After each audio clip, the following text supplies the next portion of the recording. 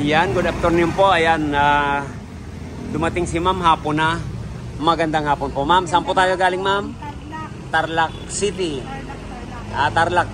Pangalan niyo po? Elisa. Si Ma'am Elisa Manalo. Ayan. Pag mga ganito po, aircon lang po niyan sa unahan. Ayan. Kadalasan po natin ini-aircon niyan sa likod. Sabi ko nga, pang negosyo, pang pamilya. Kasi naman, pag pampamilya na, kawawa naman yung sakay sa likod. Kaya aircon po natin yan sa likod. Yan. 3 days po namin gagawin yan. Yan. Iiwan na po ni ma'am. Yan, ma'am. Iwan nyo na po. Opo, kami na po bala. Pag mapadali, yan, tatawagan ko po kayo kaagad. Yan. Basta 3 days po namin gagawin yan. Okay? Yan, ikutan natin. 1 week pa lang daw po ito. Yun, Toyota Tarlac City. Yung kawawa talaga sa likod. Ma'am, ano? Parang nasa pugon. Ano, init talaga. Wala pa kainit. Ayan. Pero pagkuhan nyo po mayan, malamig na po yan. Ayan, okay?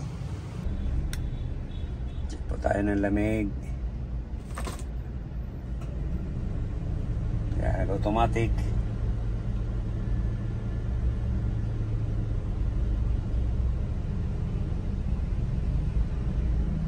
Para malaman po natin kung ilan ang lamig. Before and after, para meron tayong pagbabasihan.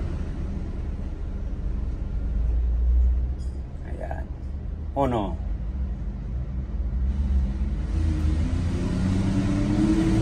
Okay. 1 lang. Lagyan po natin.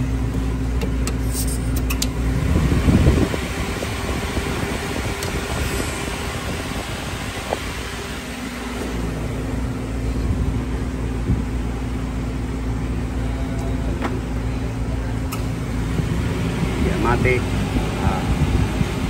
Baba lang ang karga. 25.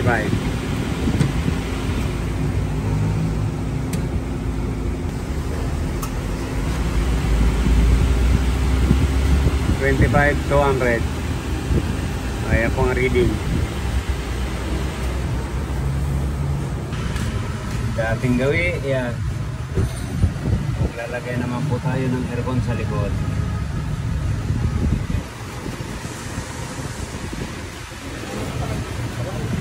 Tanggalin natin yung fittings para malagyan natin ng fit.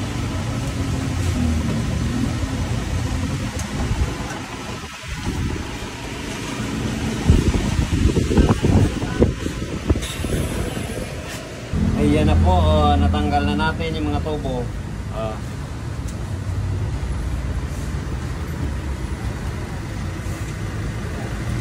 Yan, pinutol na. Yan, ito na po yung union. Nalalagyan natin ng fittings na 5/8.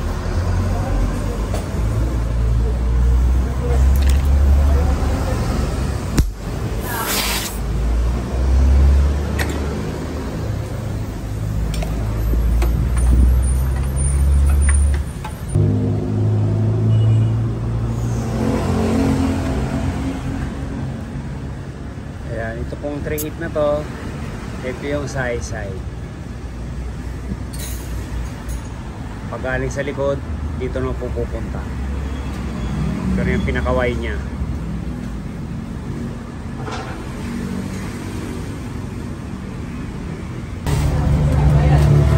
Pag Toyota po, ang lagay natin dito sa may gawin ng driver side. Pag Suzuki Kiri, yan, doon po sa kabila. Kaya ito, dito natin in-install. Yan, bandang gilid. Kaya, lalagyan na lang po natin ng linya to. Ito yung hininang natin kanina. Pag galing sa likod, yan, dito siya.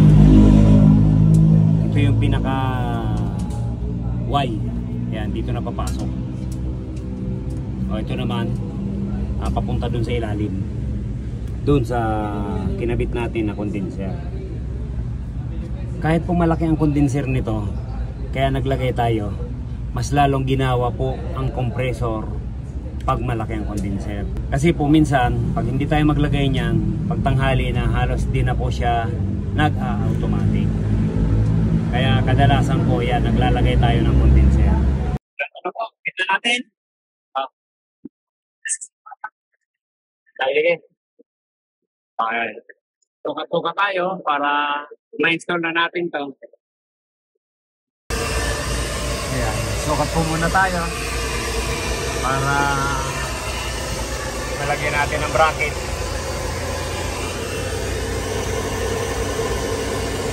May baba. Pag Toyota po yan, may butas po yan dito. Nagilid yan. Diyan po natin padadaanin yung hose. Hindi kaya ng mga carry, yan binubutas po natin dito. Pero pag Toyota, yan. Hindi tayo magbubutas.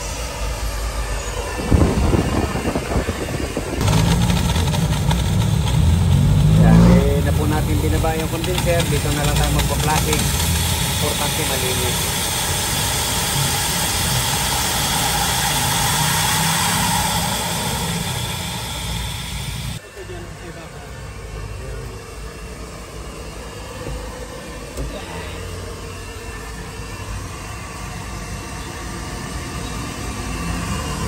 Ganyan lang.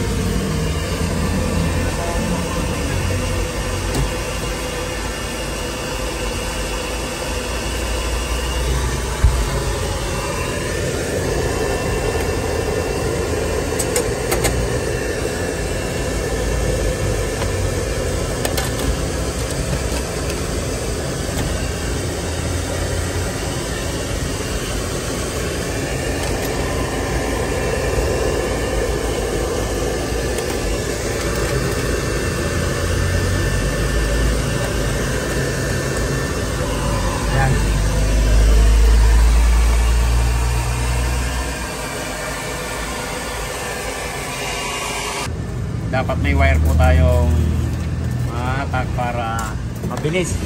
Pagpasok. Lumabas na. Putulin mo yung wire, yung alambre. Ito po yung tubo galing sa expansion valve.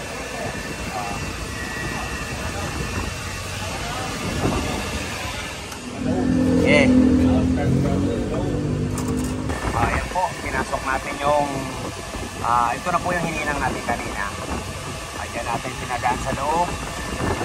Ito po ang ginamit natin. Tapos itong nakaabang na to para doon sa linya ng blower. Yan. Ililigtis na natin ito ngayon para bukas. Yan, electrical naman. Pangatlong araw bukas.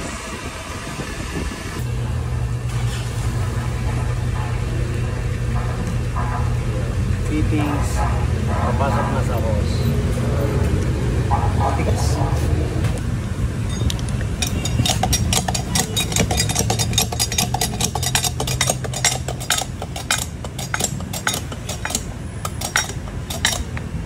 Yan yung jack ng ano, ng delika.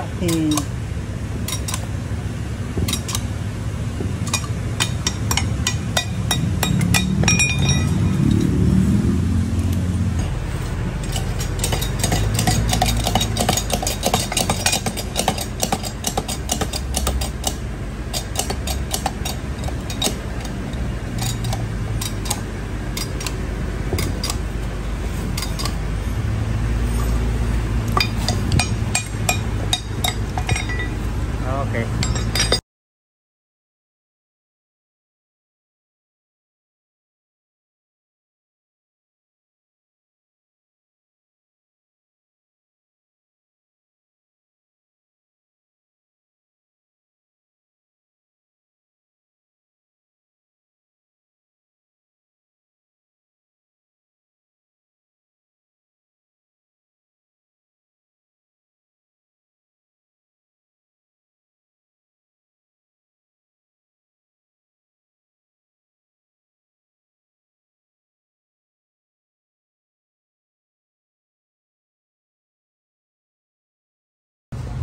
Ayan, niligtas po natin magdamag yan. Walang kagalaw-galaw. Kaya pag ganito po, nililigtas namin yan magdamag. Ayan, pag gumalaw po yan, ibig sabihin may leak yan. Ngayon, mahigit 215. Yan. Ayan, mamaya babacuumin na po natin to habang ginagawa namin yung electrical. Okay. Ayan, mga nabalot na natin mga karakeroys, para walang tagas yung moist ng aircon. Pabalik na lang po natin yung takip dito. Ayan, okay na to.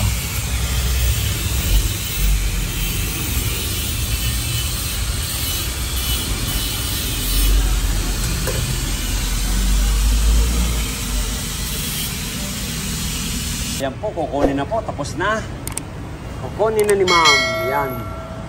Toyota Tarlac. Okay na.